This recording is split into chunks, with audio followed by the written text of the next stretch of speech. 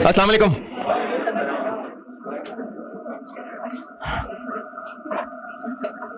दुरूद शरीफ पढ़ें।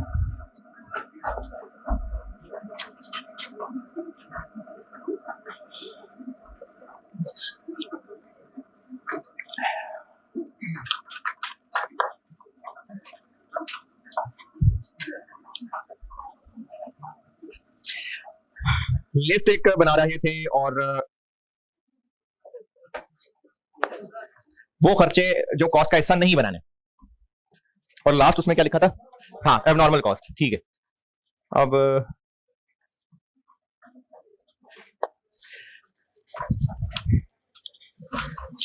अच्छा, जितनी ईंटें खरीदी थी तो उनमें से कुछ टूट गई, नेचुरल सी बात है, कुछ टूटी जानी थी, तो वो जो टूटी हुई थी उनको कहीं किसी को बेच भी दिया, तो ये सेल ऑफ सैंपल्स है? नहीं। तो कंस्ट्रक्शन के दौरान जो सीमेंट, जो इस तरह सरिया जो भी था, उसमें से कुछ बचा हुआ वापस कर दिया सप्लायर्स को, या कुछ कबाड़ था जो स्क्रैप बेच दिया, तो उसका क्या करें? उसको सेल्स कह दें? फिर इग्नोर कर दें? जैसे खरीदा हुआ बचा हुआ सामान वापस कर देंगे तो उसको अदर इनकम बना लेंगे क्या? एक्सपेंस ही रिवर्स करेंगे ना। तो इसी तरह से ये जो कंस्ट्रक्शन के दौरान ईंटें आई थी, उनमें से कुछ टूटी हुई बेच दी किसी को, तो इसी में ही नेट है। यानी ये इतनी कॉमन सी बात है कि इसको कह के लिखवाने की भी जरूरत नहीं है। जो खर्चा किया है, अगर उसमें से कुछ बचे कुचे की रिकवरी हो रही है तो वो उस खर्चे में से माइनस होता है। ठीक है, ये कहने की भी जरूरत नहीं है, मैं आपको इसे बता रहा हूं कि तो बड़ी बहुत बेसिक सी बात है। अब इसको चेंज करके बताने लगा। कंस्ट्रक्शन हो रही थी और अभी बहुत सारी बिल्डिंग बननी थी, तो कुछ नहीं, काफी सारी जमीन खाली है। तो अब जब काफी सारी जमीन खाली है तो इर्द गिर्द के फैक्ट्रीज में वर्कर्स की छुट्टी भी होगी, चलो समोसों की रेडी लगा लेते हैं अंदर। तो अब वो जो समोसे बेचेंगे तो वो बिल्डिंग की कॉस्ट में से लेस कर दें? नहीं, क्यों? वो एक अलग चीज है। अच्छा, अगर समोसे बेचना अलग बिजनेस लग रहा है तो चलो मिसाल बदल लेते हैं। बहुत सारी खाली जगह थी तो इर्द गिर्द की फैक्ट्रीज को कार पार्किंग की जगह दे दी किराए पे, वहां से किराया कमाना शुरू कर दिया। अब इसको बिल्डिंग की कॉस्ट में से लेस कर लें? क्यों? क्यों? तो वो जो कबाड़ बेच रहे थे वो क्यों लेस करें?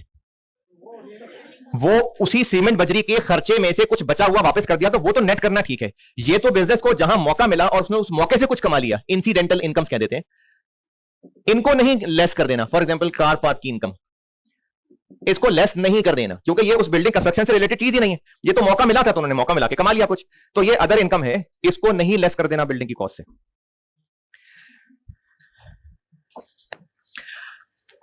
और इस लिस्ट में लास्ट चीज एक मिसाल से बताता हूं। ये कार पार्किंग इनकम ओके ना? चलिए अब लास्ट पॉइंट मैं बता रहा हूं एक मिसाल से। एक कंपनी के बहुत सारे डिवीजन थे, बहुत सारी फैक्ट्रीज थी कह लें, तो इसी कंपनी की एक फैक्ट्री एक्स थी और इसी की ही एक फैक्ट्री वाई में प्लांट लग रहा था, इंस्टॉल हो रहा था। प्लांट की इंस्टॉलेशन में कुछ पार्ट्स चाहिए थे, वो पार्ट्स खरीद के इसमें लगाएंगे तो वो प्लांट की कॉस्ट में ऐड होंगे कि नहीं? कुछ पार्ट्स चाहिए, वो पार्ट्स लगाएंगे इंस्टॉलेशन में तो वो प्लांट की कॉस्ट में ऐड होंगे या नहीं? होंगे। फैक्ट्री एक्स वालों ने कहा कि हमारे पास ना ये वाले पार्ट्स कुछ स्पेयर पड़े हुए हैं, और वो पार्ट्स हमने किसी दौर में 1.2 के खरीदे थे, 12 लाख के, तो चले ये हम आपको दे देते हैं। इन्होंने कहा अच्छा शुक्रिया। अभी शुक्रिया किस बात का? 18 लाख रुपए दो में। तो इसने ये पार्ट्स इसको 18 लाख के बेच दिए। अच्छा, ये एक कंपनी की बात हो रही है, ये उस कंपनी ही के मुख्तलिफ डिवीजन है। अब इस फैक्ट्री वाई में लगने वाले प्लांट में जो पार्ट्स लग रहे हैं, प्लांट की कॉस्ट में 1.8 मिलियन ऐड होगा कि 1.2? 1.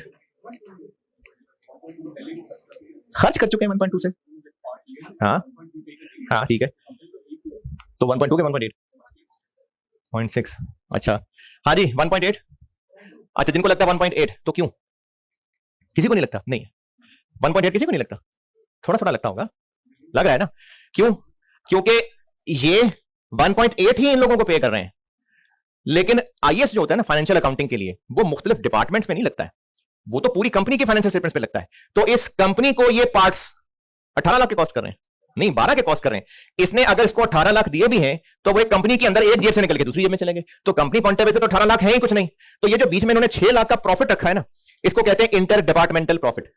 तो इनके आपस की लेन देन में हो सकता है 18 लाख हो जाए तय, लेकिन हमारे स्कोप में ना ये डिपार्टमेंट्स के अकाउंट्स नहीं है, हमने पूरी कंपनी के हिसाब से देखना है फाइनेंशियल रिपोर्टिंग। तो इस कंपनी के पॉइंट ऑफ व्यू से 18 लाख कुछ है ही नहीं। कंपनी के पॉइंट ऑफ व्यू से कंपनी का प्लांट में लगने वाले कंपनी के पार्ट्स कितने के? 12 लाख के। तो इस 6 लाख को इधर शामिल नहीं करना। हो सकता है आपको सवाल में लिखा मिले एक लिस्ट के अंदर 18 लाख और कहा हो कि इसके अंदर 6 लाख शामिल है जो एक डिपार्टमेंट ने प्रॉफिट कमा के इसको दिया था। तो निकाल के बाकी 12 लाख को हम शामिल करेंगे, तो इसको कहते हैं इंटर डिपार्टमेंटल प्रॉफिट।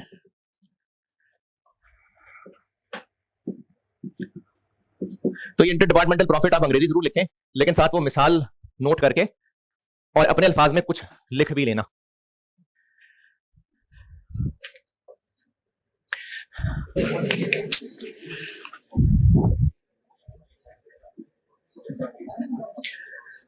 अच्छा, ये पॉइंट मैंने भी लिखवाया था और सिलसिला बीच में मुनक़ता हो गया था, दोबारा बता देता हूं। एक कंपनी के एक से ज्यादा डिवीजन हैं, एक डिवीजन में, सबसे बात कर रहा हूं सारे, एक डिवीजन में प्लांट लग रहा है, इसमें जो भी कंस्ट्रक्शन में इंस्टॉलेशन में खर्चा होगा वो प्लांट की कॉस्ट का हिस्सा बनेगा।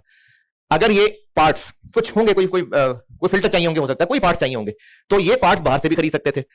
इन्हीं कंपनी ए के ही एक और फैक्ट्री के पास ये पार्ट्स फ्री पड़े हुए, फ्री मतलब मुफ्त नहीं, आजाद स्पेयर पड़े हुए थे, इनके पास स्पेयर पड़े हुए थे। मैनेजमेंट ने फैसला किया कि यहां से वो पार्ट्स यहां शिफ्ट कर देते हैं। इनके मैनेजर ने एतराज किया, जी हम तो पैसे लेंगे इसके बगैर नहीं, तो यहां से पैसे 18 लाख रुपए इनको शिफ्ट हुए और ये पार्ट्स इन्होंने यहां भेज दिए। अब अगर इन दोनों फैक्ट्रीज के पॉइंट ऑफ व्यू से देखेंगे तो इन्होंने 12 लाख की खरीदी हुई कभी चीज 1.8 की इनको दे दी और इन्होंने पैसे इनको भेजे, लेकिन क्या overall company point of view से ये 18 लाख की कोई ट्रांजैक्शन हुई? नहीं, ये तो ऐसे ही है कि पैसे इस जेब से निकाल के इस जेब में रख लेंगे। तो इस कंपनी ने लगाना है IS 16, इन्होंने IS 16 नहीं लगाना। तो इस कंपनी के पॉइंट ऑफ व्यू से जो प्लांट में पार्ट्स लग रहे हैं वो कंपनी को 1.2 कॉस्ट किए हुए कि 1.8? 1.2 कॉस्ट किया ना कंपनी को, तो इसलिए प्लांट की कॉस्ट में 1.2 आएगा, 1.8 नहीं। क्यों? क्योंकि 1.8 में 6 लाख ऐसा शामिल है जो कॉस्ट ऑफ प्लांट में नहीं होना चाहिए शामिल, उसको इंटर डिपार्टमेंटल प्रॉफिट कह रहा हूं मैं। अभी भी नहीं समझ आया ना? शक्ल से लग रहा नहीं आया जी। नहीं, इन्होंने जब ये पार्ट्स खरीदे होंगे ना, तो वो पार्ट्स इन्होंने प्लांट में नहीं लगा दिए थे, इनके पास स्टोर में पड़े होंगे, हो सकता है इन्होंने स्टोर्स एंड स्पेयर्स नामी अकाउंट डेबिट किया हो। तो अब जब वो वहां से यहां शिफ्ट होंगे तो कंपनी पॉइंट ऑफ व्यू से एक एंट्री हो जाएगी, stores and spheres credit plant debit. पहले वो प्लांट में नहीं लगे हुए थे, फारिग पड़े हुए थे। और इस लिस्ट में से बताएं को खर्चा और पूछना है तो चलें, ये लिस्ट पूरी हो गई। अब इस लिस्ट के बाद एक नोट लिख लें। ये लिस्ट में आपको सारी बता रहा था कि जो एसेट, प्रॉपर्टी प्लांट इक्विपमेंट, जिसको हम अपनी बुक्स में एसेट मान रहे हैं, तो इनिशियली किस अमाउंट पे मानेंगे? कॉस्ट पे। कॉस्ट क्या होगी?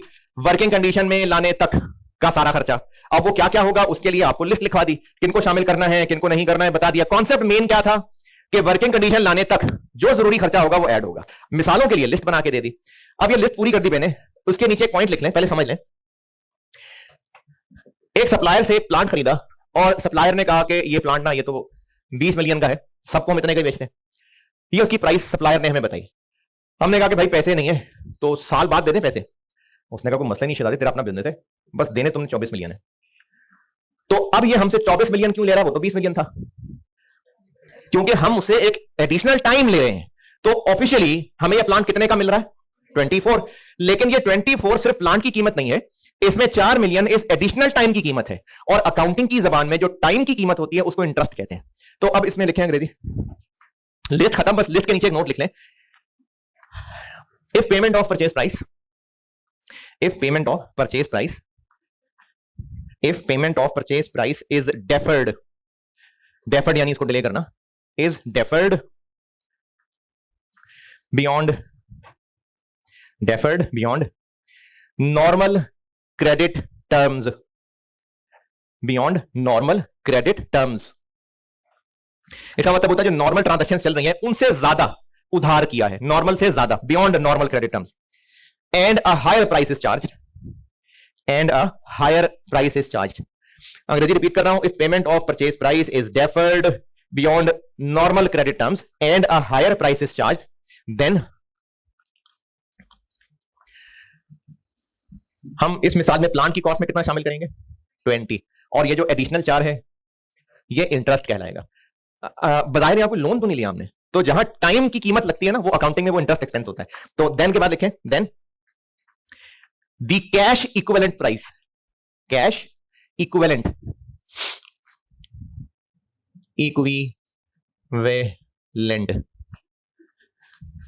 cash equivalent, then cash equivalent price। Cash equivalent price का मतलब होता है कि अगर ये इतना उधार ना करते और अभी पैसे देते तो कितने पैसे देते इस मिसाल में? 20। तो ये कैश इक्विवेलेंट प्राइस इस मिसाल में 20 को कह रहे हैं। Then cash equivalent price will be included in cost of asset, will be included in cost of asset, and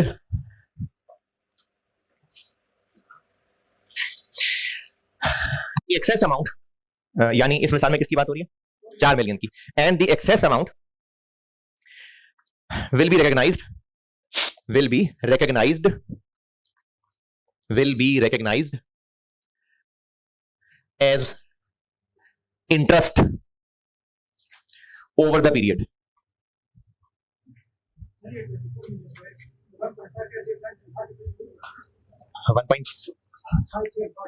1.5 किधर है, अच्छा 1 ईयर लिखा, हाँ हाँ, नहीं नहीं, ये जो 24 है ना, ये ऐसा नहीं है कि बेचने वाले ने ये सोचा कि 1 साल बाद कितने का होगा, ये जरूरी नहीं है। इस बेचने वाले ने अपने हिसाब से टाइम वैल्यू ऑफ मनी इसमें डाली है। तो टाइम वैल्यू ऑफ मनी जो है वो आप बड़े होंगे तो थोड़ा बहुत FR2 में, थोड़ा सा MFA में, ज्यादा सारा BFD में चलता रहेगा आस्ता आस्ता पता। यानी इसने खुद से ना इस 1 साल के लिए खुद से कुछ 4 मिलियन ऐड किए, तब की मार्केट वैल्यू नहीं सोची। क्या लिखा, recognised as interest over the period, बस ठीक है। इसमें इस मिसाल को लिखना है तो लिख लें।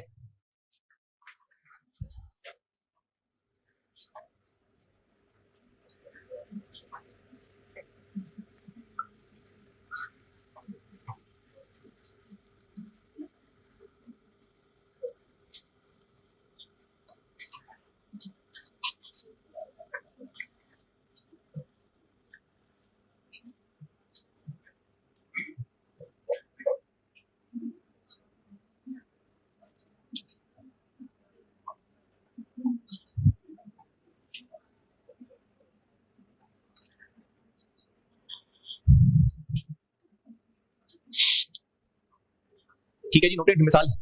अच्छा, अब एक आसान सा प्रैक्टिस क्वेश्चन कर लेते हैं, फिर डेप्शन पे चलेंगे। आप बुक्स तो ले ही चुके होंगे जी,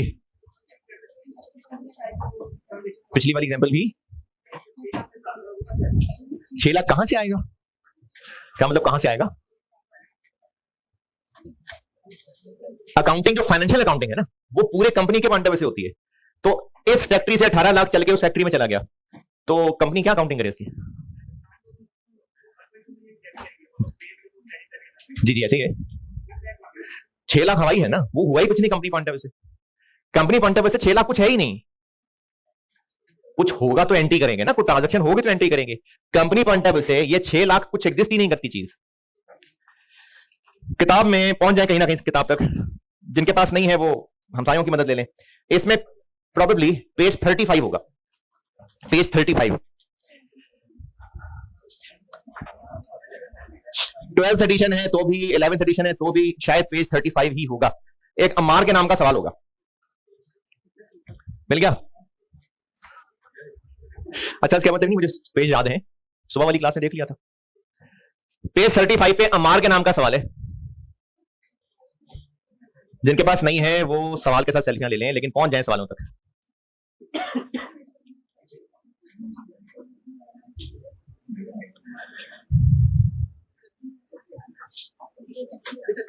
है जी, मेरी मैं खाते में करता हूं, सवाल पढ़ ले, मैं करता हूं बोर्ड पे, सवाल पढ़ लीजिए, मैं करता हूं।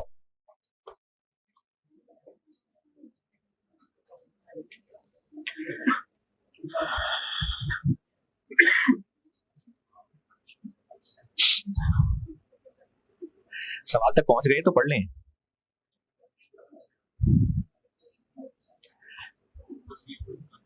कम करनी वो करंट तक आवाज नहीं पहुंचती, ज्यादा ऊंची आवाज आ रही है, ज्यादा समझ आने लग गया।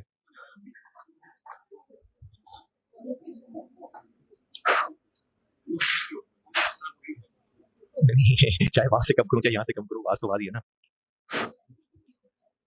श्याम एंड तक आवाज आ रही क्लियर?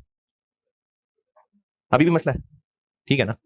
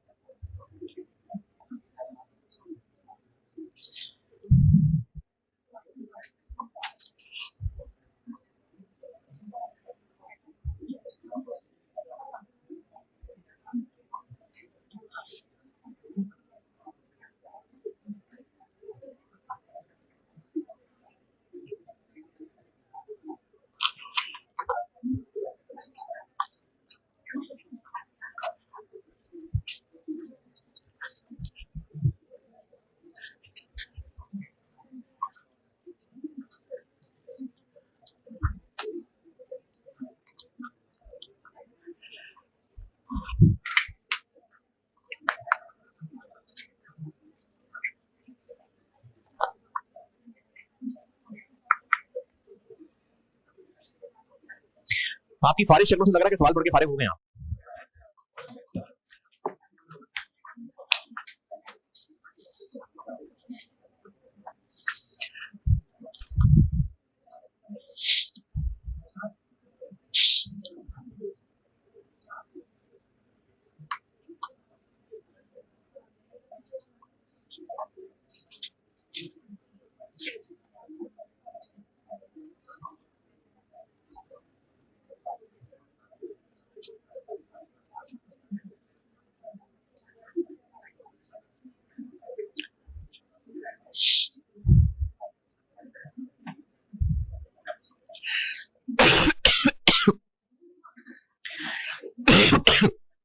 चले पढ़ लिया।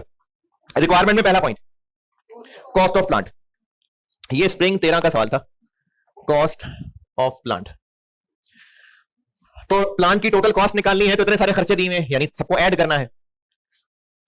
तो अब उस लिस्ट को बनाने के लिए ना, और ये FAR 1 में आपको मल्टीपल टॉपिक्स में चीज बार बार रियलाइज होगी कि स्टूडेंट की मर्जी है, चाहे वो आंसर रुपीज में लिखे, चाहे रुपीज इन 1000 कर ले, चाहे रुपीज इन मिलियन कर ले, चाहे रुपीज चाहे चाहे चाहे रुपीज इन मिलियन। तो मैं रुपीज इन मिलियन कर लेता हूं। सबसे पहले खर्चा, कॉस्ट ऑफ प्लांट बनाने लगे ना, कैसे बनाएं, क्या करें, सारे खर्चों को ऐड कर लें। तो सबसे पहले परचेज है, कितने का परचेज किया था, 250 का, 250। कोई डिस्काउंट वगैरह नहीं है। आगे LC चार्जेस, तो ये करने चाहिए ऐड, बिल्कुल करने चाहिए ऐड। कितने, 1। आगे इंपोर्ट ड्यूटी, ये तो लिखा नहीं साथ के रिफंडेबल है कि नॉन रिफंडेबल, तो बाय डिफॉल्ट नॉन रिफंडेबल है, इसलिए कर देंगे ऐड,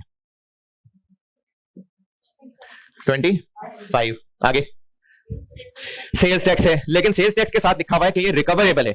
रिकवरेबल, एडजस्टेबल, रिफंडेबल एक ही बात है, तो ये ऐड नहीं करना। आगे क्लियरिंग एंड ट्रांसपोर्टेशन कर दे, जी बिल्कुल कर ले ऐड, जी 5। आगे साइट प्रिपरेशन, अच्छा साइट प्रिपरेशन के आगे उन्होंने ब्रेकअप दिया हुआ है, वरना अगर जस्ट साइट प्रिपरेशन की अमाउंट दी होती तो जरूर ऐड करते।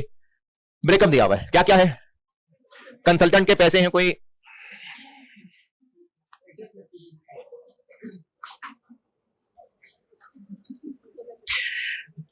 कंसल्टेंट के चार्जेस हैं कितने, 2 मिलियन। आगे सिविल एंड इलेक्ट्रिकल वर्क है कितना, 3 मिलियन। लेकिन इसी के आगे लिखा हुआ है कि अबव इंक्लूड्स, ये जो ऊपर लिखा है इसमें शामिल है क्या, 0.8 मिलियन वो खर्चा हुआ था जो हमारी नाहिली की वजह से हुआ था, तो एबनॉर्मल है ना, तो इसको 0.8 को ऐड ना करूं, यानी इग्नोर कर दूं, ऐड ना करूं, क्योंकि 3 मिलियन में एडेड है तो उसमें से माइनस कर देंगे। ये 0.8 मिलियन एबनॉर्मल है ना, तो 3 में एडेड है तो हम माइनस कर देते हैं 2.2। ये 0.8 वाली बात आई समझ, जाग रहे हैं ना, 0.8 वाली बात, ओके। आगे इंस्टॉलेशन एंड टेस्ट रन, ये टेस्ट रन जो है ना, ये टेस्टिंग कॉस्ट को ही कहते हैं। तो इस पे कितना खर्चा आया, 6 मिलियन।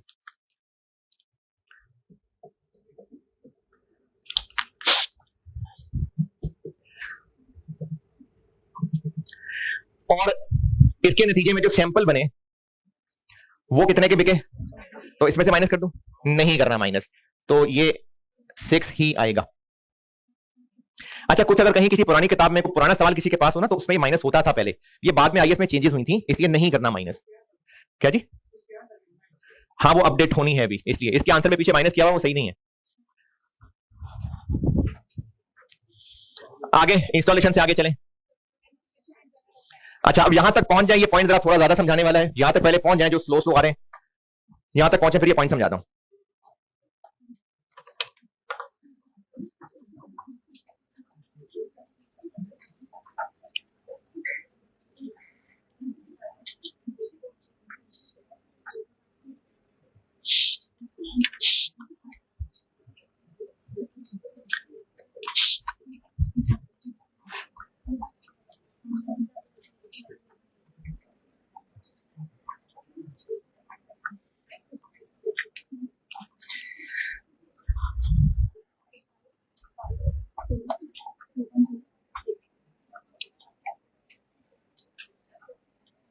हाँ जी, पॉइंट 3 तक पहुंच गए।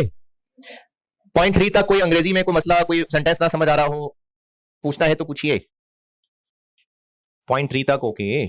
0.4 फैक्ट्री में जो जनरल खर्चे हैं, इससे मुराद ये है कि अगर फैक्ट्री में और भी सारे काम चल रहे हैं तो एक प्लांट, चलें ये कॉलेज की मिसाल देता हूं, फैक्ट्री तो नहीं है लेकिन एक मिसाल देता हूं कि अगर रूम नंबर 5 में एसी इंस्टॉल हो रहे हैं तो ये जो अभी इस क्लास के अंदर लाइट ऑन है, बिजली ऑन है, ये सारा खर्चा भी उस एसी की कॉस्ट में ऐड होना चाहिए? नहीं, क्योंकि वो तो एक कोने में जाके एक रूम में इंस्टॉल हो रहा है, बाकी सारे काम तो अपनी जगह चल रहे हैं। तो इसलिए फैक्ट्री में जो जनरल एडमिनिस्ट्रेटिव खर्चे हो रहे होते हैं वो नहीं प्लांट की कॉस्ट में ऐड कर देते। लेकिन यहां पर लिखा हुआ है कुछ और। यहां यह कहा हुआ है कि जिस दौरान, अच्छा कमर्शियल प्रोडक्शन लिखा है ना शुरू में, इसका मतलब होता है कि जब प्लांट को कर लिया मुकम्मल और फिर इस्तेमाल करना शुरू कर दिया तो उस इस्तेमाल करने को कमर्शियल प्रोडक्शन कहते हैं। तो जिस दौरान ये इंस्टॉलेशन हो रही थी, कितने महीने लगे? ये कहां लिखा? इससे पिछले में लिखा हुआ था। तो इन 3 महीनों के दौरान जो फैक्ट्री के बाकी खर्चे हुआ करते थे हर महीने, इन 3 महीनों में 1 मिलियन ज्यादा हुए। तो क्या, क्यों? अच्छा चले, नहीं समझ आई होगी, फिर समझाता हूं। अगर किसी महीने में घर में कोई फंक्शन था तो मेहमान थे, उस महीनों में कोई शादी ब्याह का फंक्शन था तो दूसरे शहरों से मेहमान आए हुए थे, तो जो नॉर्मली सब महीनों में बिजली का बिल होता था उस महीने में ज्यादा आएगा। अब वो जो ज्यादा आएगा, अगर घर वाले वैसे देखना चाहें कि इस फंक्शन पे हमारे क्या क्या खर्चे हुए, तो बिजली का बिल कैसे असेस कर सकते हैं? जो जितना एक्स्ट्रा है, आराम से, जो जितना एक्स्ट्रा आया है वो हो सकता है इसी वजह से ही आया हो, कंफर्म है उसी वजह से आया हो, कंफर्म। क्या पता बच्चा पेपर की तैयारी करता हो, उसने कहा ये लाइट चली जाती है तो उन्होंने जनरेटर लाके स्पेशली उसके लिए रख दिया उस महीने, वो बहुत ज्यादा पैसे वो चार्ज होता रहता हो, फिर बिजली का बिल ज्यादा आ गया, तो वो भी उसी फंक्शन की वजह से। तो जो फैक्ट्री में जनरल खर्चे होते थे इन 3 महीनों में 1 मिलियन हुए ज्यादा। अब इसमें ना, चूंकि यह भी अज्यूम किया जा सकता है कि ये 1 मिलियन प्लांट की वजह से ही हुए होंगे, यह भी अज्यूम किया जा सकता है कि नहीं कोई और वजह हो सकती है। तो इस तरह के जुमलों में अल्टरनेटिव आंसर बिल्कुल होते हैं एक्सेप्ट। तो जिसको दिल कर रहा है कि इसको शामिल करना है वो शामिल करे और सॉल्यूशन के एंड पे एक नोट लिखे, वो भी बताता हूं। और जिसको लग रहा है शामिल नहीं करना ना करे, वो भी सॉल्यूशन के एंड पे एक नोट लिखे। अच्छा, अब आप पीआरसी का स्टूडेंट नहीं है, लिखना होता है, अब सिर्फ क्लिक क्लिक नहीं करना होता, अब ये सारा कुछ सॉल्व करना होता है। तो जिनको लगता है इसमें शामिल होना चाहिए वो एक नोट लिखेंगे कि चूंकि इंस्टॉलेशन पीरियड में ही वो 1 मिलियन एडिशनल हुए, तो हम अज्यूम कर रहे हैं कि वो 1 million directly attributed to plant थे, ऐड कर दें। और जिनको लगता नहीं होने चाहिए तो वो लिखे कि बेशक उन 3 महीनों में हुए हैं लेकिन क्योंकि जनरल हैं तो हम अज्यूम कर रहे हैं कि डायरेक्टली एट्रीब्यूटेबल नहीं है। तो जिन्होंने एट्रीब्यूटेबल कहना है वो कह के नोट लिख के यहां शामिल कर लें, और जिन्होंने कहना है कि नहीं तो वो लिख लें एट्रीब्यूटेबल नहीं थे। दोनों को सही माना जाना चाहिए। तो मेरा भी मूड नहीं है, मैं नहीं कर रहा यहां ऐड। बाकी जिसने जैसे करना है नोट लिखना पड़ेगा। क्या बहुत हो जाएगी? तो कंप्यूटर ने थोड़ी पेपर चेक करने, इंसानों ने करने ना, तो दोनों अल्टरनेटिव ठीक है। अच्छा, एफआर 1 में बहुत ज्यादा ऐसा नहीं होता है लेकिन कभी कभार ऐसा हो सकता है कि सवाल में इंफॉर्मेशन की कमी की वजह से ना स्टूडेंट्स अगर डिफरेंट अज्यूम करके सॉल्व करें तो दोनों तीनों बातें सही मानी जाती हैं। 0.4 बता दिया मैंने।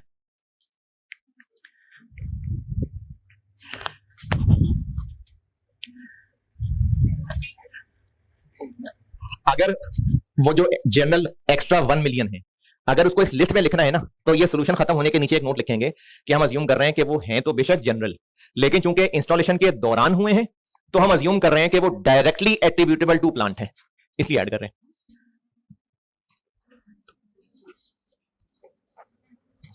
डायरेक्टली एट्रीब्यूटेबल, जो मैंने कॉस्ट की हेडिंग देके सबसे पहली लाइन लिखी थी, डायरेक्टली एट्रीब्यूटेबल।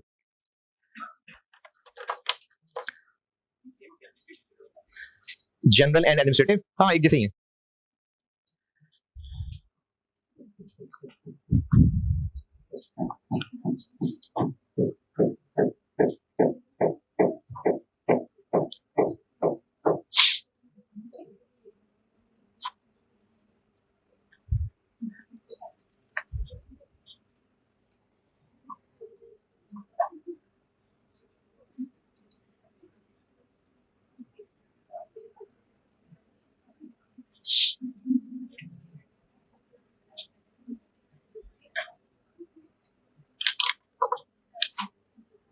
चले ठीक है, आगे नेक्स्ट पॉइंट। मैनेजर की सैलरी करनी ऐड कि नहीं करनी? करनी नहीं, क्यों नहीं?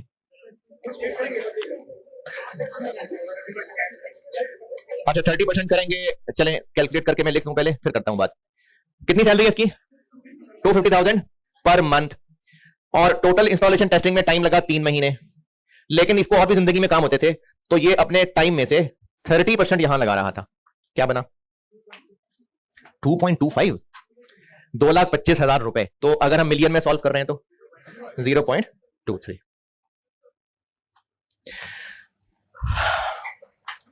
अच्छा, पहले तो ये कैलकुलेट कैसे किया, इसमें कोई एतराज है तो बताएं, फिर अगली बात करता हूं कि करना भी था कि नहीं करना था। क्या नो सर? अच्छा, एतराज नहीं है। 2.5 लाख इंटू 3 क्यों किया? 3 महीने। 30% क्यों किया? करना था कि नहीं करना था? ये ऐड होना चाहिए इस लिस्ट में कि नहीं? अच्छा, जिनको लगता नहीं होना चाहिए जी, क्यों नहीं? सैलरी फिक्स्ड होती है। अच्छा, और जिनको लगता है ऐड होना चाहिए क्योंकि वेरिएबल होती है इसलिए? हाँ जी, क्यों ऐड होना चाहिए? अच्छा, ये ऐड नहीं होना चाहिए। एक स्टूडेंट ने कहा कि चूंकि ये फिक्स्ड है, तो मैं इसमें वर्डिंग थोड़ी सी चेंज कर देता हूं। मैं ये कह देता हूं कि इसको तो सैलरी देनी ही देनी थी, ये प्लान स्टॉल ना भी करते, ये कहना चाह रहे हो ना? ठीक है।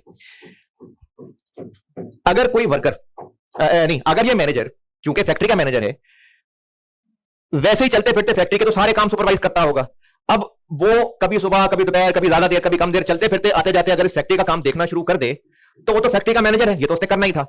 लेकिन अगर ये इतना स्पेसिफिकली पता ना 30%, तो फिर होता यही होगा कि उसके साथ ये एग्री हुआ होगा कि आपने दिन का इतना टाइम इस काम में देना है, इतना टाइम इस काम में देना है। अब चूंकि ये सही तरह कैलकुलेशन हो सकती है, तो बिल्कुल इसकी कॉस्ट में ऐड होना चाहिए। अगर ये 30% वाली बात ना होती, वैसे ही कहा होता कि ये फैक्ट्री मैनेजर जनरली उसको सुपरवाइज करता रहता था, फिर हम जरूर यहां ऐड ना करते। लेकिन अगर ये 30% डिटरमिन हो सका है, तो ये हिसाब रखा जा सकता था कितना टाइम यहां लगा रहा है, तभी कर सके ना, तो इसलिए ऐड करना है। अब रही बात कि इसको तो सैलरी वैसे भी देनी थी, मैंने लिस्ट में एक मिसाल डेप्रिसिएशन भी लिखवाई थी, नहीं लिखवाई थी, कि अगर बिल्डिंग कंस्ट्रक्ट करते हुए या कोई एसेट कंस्ट्रक्ट करते हुए हमारा ही कोई ओन्ड एसेट इस्तेमाल हो रहा हो, तो उसकी डेप्रिसिएशन आएगी ना। और अगर स्ट्रेट लाइन मेथड पे निकली हो तो नहीं आएगी? तो भी आएगी। तो फिर क्या वो डेप्रिसिएशन वैसे भी नहीं होनी थी? होनी थी ना। तो इसलिए ये रीजन नहीं है कि प्लांट ना बनता फिर भी तो उसको सैलरी देनी थी। बात यह है कि ये एम्प्लॉय है जो हमें सर्विस दे रहा है, अगर इसकी सर्विस हम इसको कहें कि तुम ऐसा करो, सेल्स ऑफिस में काम करो जाके, तो वो सैलरी सेलिंग एक्सपेंस बननी शुरू हो जाएगी। अगर हम इसको कहें अच्छा तुम गुड्स की प्रोडक्शन में जाके काम करो, तो वो अगर कॉस्ट पड़ी हुई है या पड़ रहे हैं, तो वो एफओएच में शामिल होने लग जाएगी।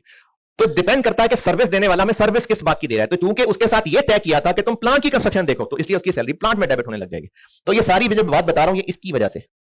अगर ये इतना स्पेसिफिकली आइडेंटिफाई ना हो पाता, तो फैक्ट्री मैनेजर जरूर हम यहां शामिल ना करते।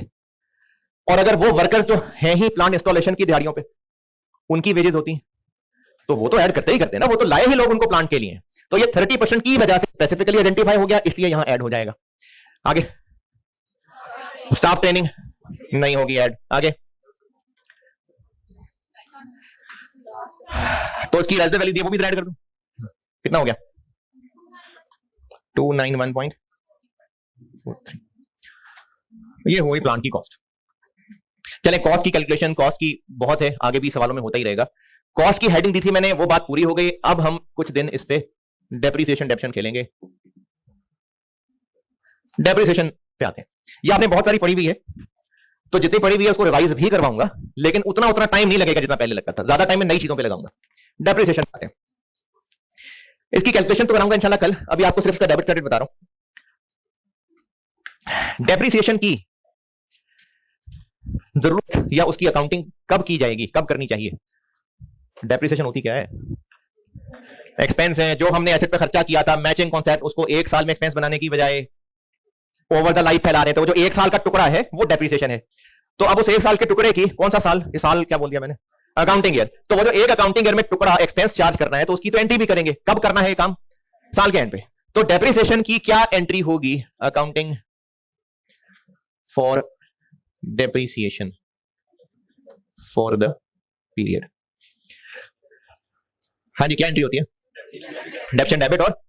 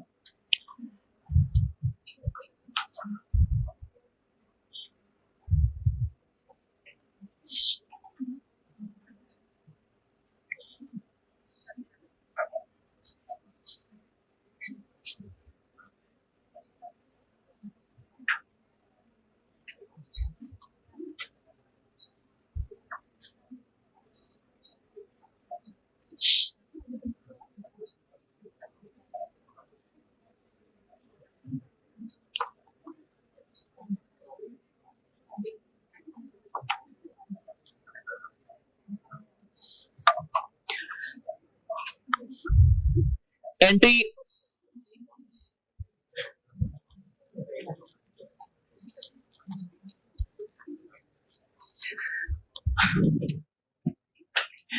डेप्रिसिएशन की ना मेनली तो एक ही है सही एंट्री, लेकिन चूंकि FAR1 में कुछ सवालों में ऐसा होगा इसलिए मुझे बताना पड़ रहा है आपको।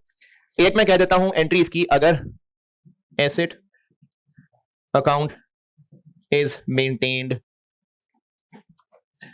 एट नेट बुक वैल्यू,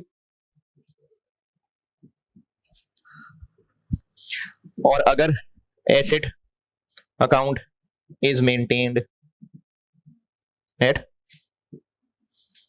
क्या लिखूं,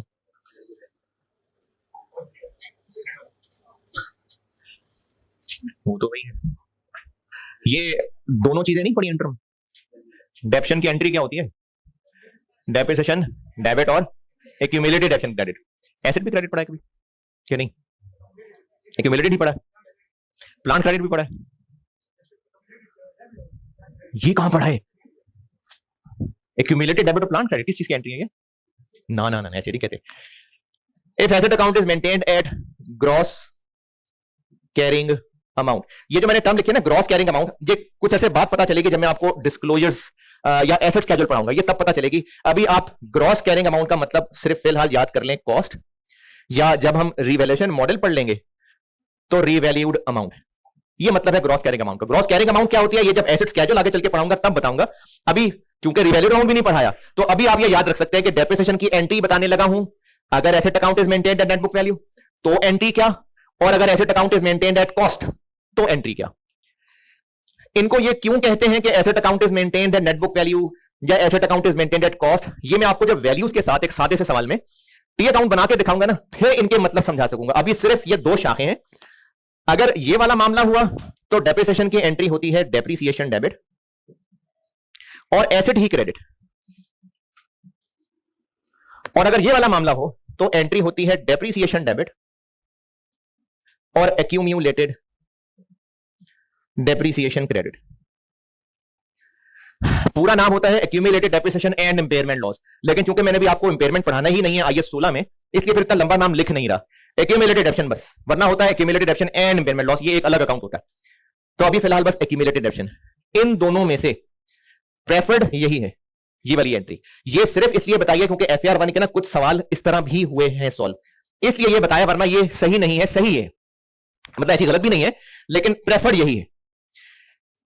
अच्छा अगर इसको भी चलो गुजारा तो है, डेप्रिसिएशन क्यों डेबिट, क्योंकि एक्सपेंस बढ़ रहा है, एसेट क्यों क्रेडिट, सबसे बात कर रहा हूं, आने वाले भी बगैर आने वाले सबसे बात कर रहा हूं, एसेट क्यों क्रेडिट, एसेट कम हो रहा है, छोटा होता जा रहा है प्लांट है, हम जो वैल्यू है उसको over a period expense charge करते हैं ना टुकड़े, तो हम एसेट को कम करके एक्सपेंस बनाते जा रहे हैं, तो इसलिए एसेट क्रेडिट। एक्यूमुलेटेड डेप्शन क्यों क्रेडिट, चीजें खरीदें तो परचेजेस डेबिट, और चीजें खरीदी भी वापस कर दें तो परचेजेस क्रेडिट। करनी तो चाहिए लेकिन क्या करते हैं परचेजेस की जगह परचेज रिटर्न्स, ताकि बिजनेस को अलग पता चले कि खरीदी कितनी थी और वापस कितनी की है, इसलिए अलग करते हैं। इसी तरह ना एसेट को जब डेप्रिशिएट करते हैं तो एसेट क्रेडिट की बजाय एक अलग अकाउंट बना लेते हैं। ग्रुप कौन सा है ये, ग्रुप एसेट ही है, बस एक कॉन्ट्रा एसेट है, जितना purchases purchase returns, sale returns, उस तरह एसेट के अगेंस्ट ये कॉन्ट्रा है, ग्रुप एसेट ही है। तो क्रेडिट क्यों कर रहे हैं, क्योंकि एसेट कम हो रहा है इसलिए क्रेडिट ही होगा, तो ये भी एसेट ग्रुप ही है। तो अगर एसेट अकाउंट मेंटेन होता है ऐसे तो ये एंट्री है, और ऐसे तो ये एंट्री है। ये नाम क्यों रखे हुए हैं, आप सवाल में क्या करेंगे, कैसे पहचानेंगे, ये मैं कल वैल्यूज के साथ प्रैक्टिस कराता हूं तो बताता हूं। चले ठीक है, अल्लाह हाफिज।